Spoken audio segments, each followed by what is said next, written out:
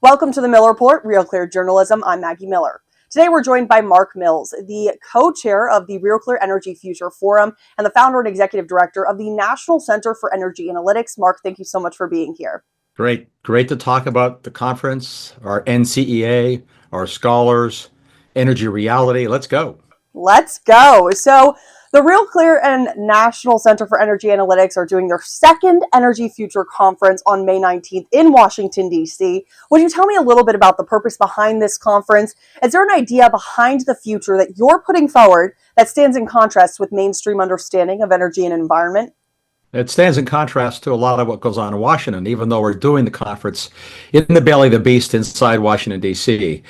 If you were going to describe it in the simplest way, what the forum, this Energy Future Forum, as we imagined it, and this was a partnership with the president of the Real Clear Foundation, with David DeRosier, the great estimable David DeRosier. So we had in our heads that we need to bring a reality check inside Washington, not a lobby idea, not an aspirational idea about what should happen, broadly speaking, for different people's agendas and energy, but rather what is happening, and from a sort of human flourishing and an abundance perspective, what should happen. So I guess you could call it an energy realpolitik if you're looking at a political framing, that there are a lot of people who like to have a lot of things go their way in every technology and in every industry. Energy is just too fundamental and too important to human flourishing. So we wanted to really hone in on that aspect, the importance of abundant energy, because abundant energy, if it's inexpensive, goes into the background. Nobody cares or notices. It lets everything else be abundant, which would be abundant travel, abundant healthcare, abundant products that you like and services, because the energy is not a constraint, but just an enabler.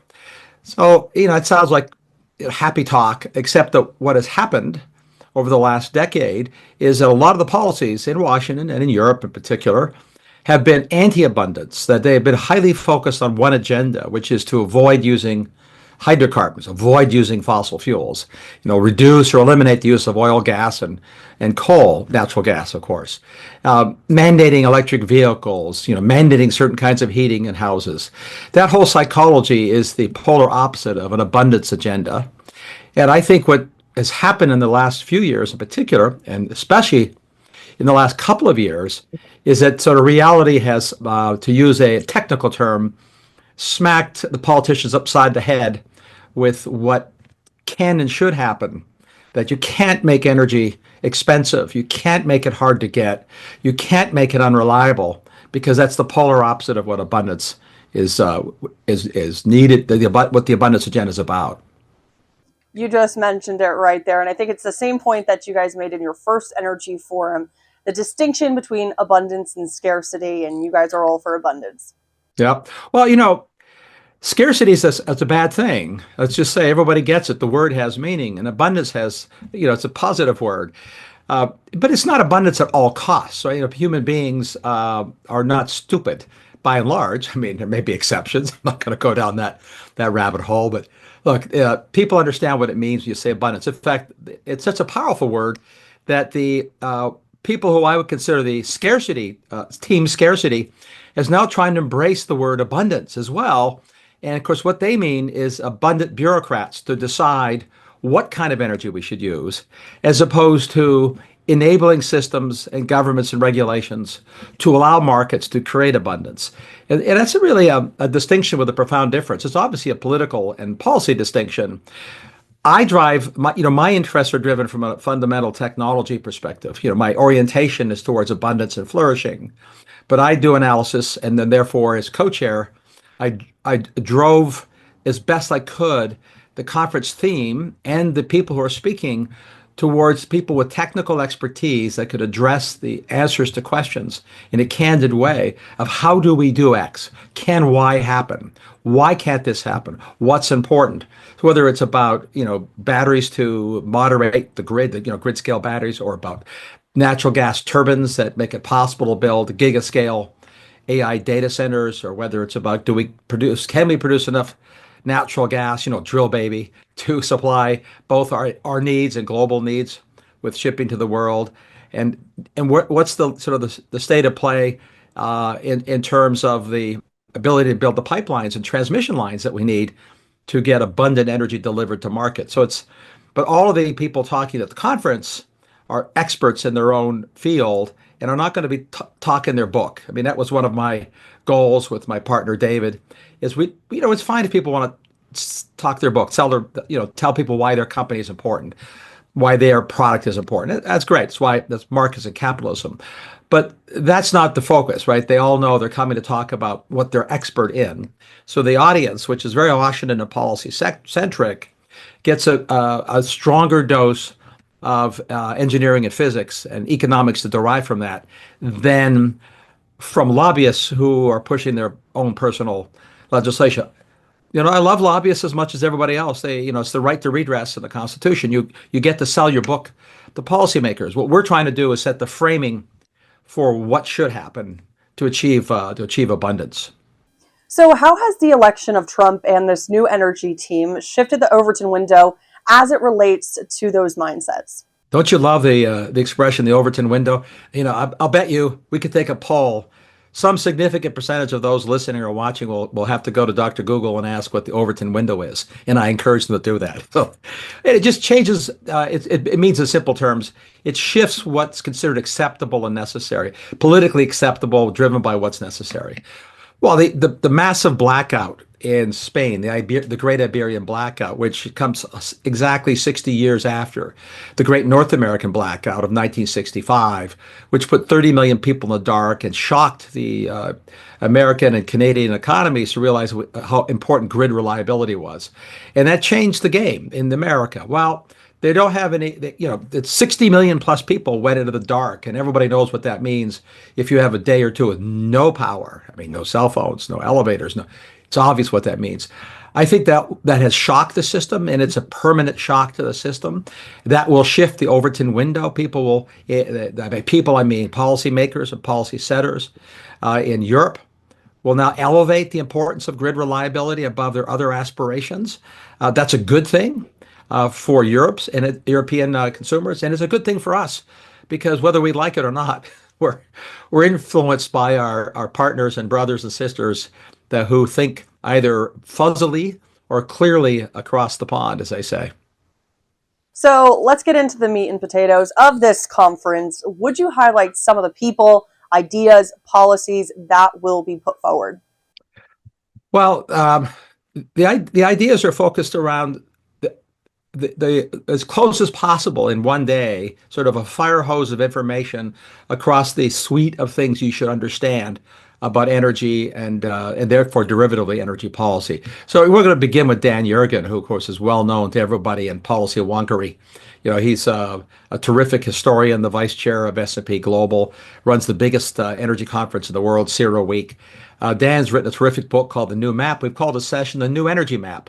His book presciently looked at where the world can and will be, and he called it right.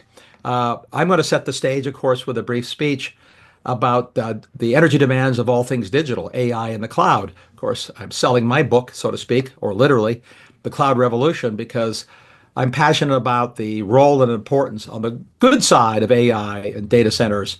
What's happened is the world has rediscovered that everything uses energy, including the magic of AI or one-click shopping, all energy consuming. And we've discovered that it uses lots of energy. We're going to talk about that. We'll have the guy, Keith Hadey, who is heading up the construction of one of the biggest AI data centers in the world called Stargate in Texas. He's going to talk about that physical reality.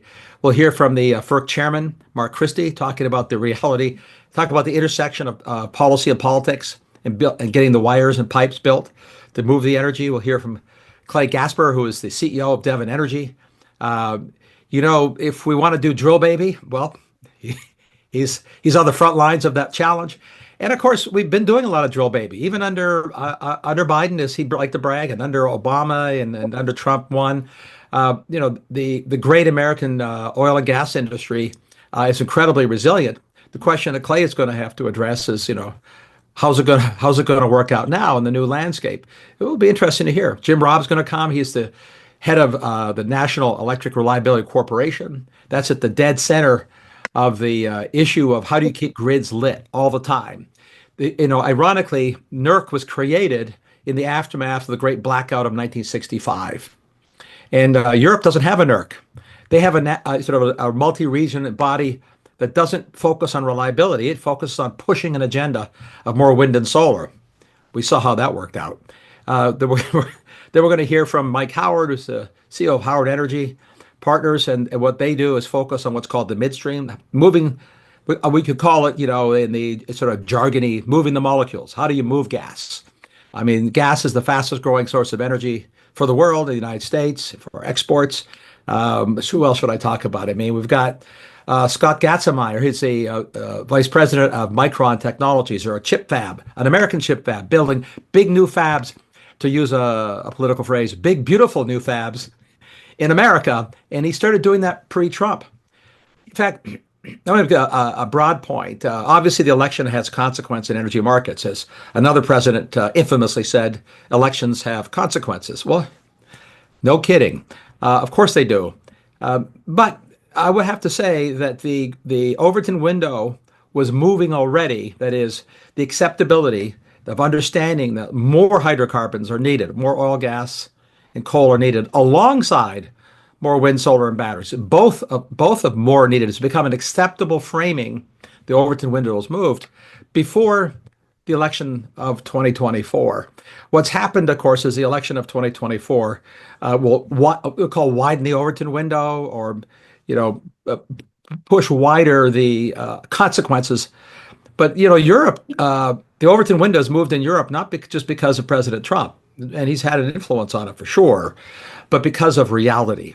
Germany is deindustrializing because of high energy prices, because of bad decisions made in energy policy.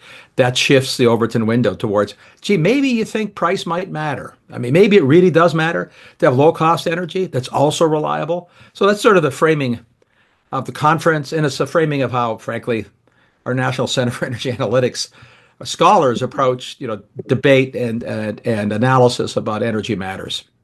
There's going to be many fantastic speakers.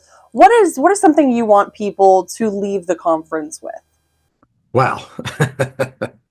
I want them to, when I go to conferences, I want them to leave with the feeling that I have when I leave a conference, that I learned something, that it was interesting, that it wasn't just more happy talk. We don't have any PowerPoint slides at the conference. We have no canned speeches. Everybody is going to be in a fireside conversation, one-on-one. We found that a very effective way for an audience to hear from experts, from appointed interlocutors, just getting to the meat of the matter. So no long introductions. You want to know who the person is, Dr. Google again. You'll find it's not hard to find. So you want to leave thinking, gee, that was worth my time. I learned something. Maybe I learned more than one thing.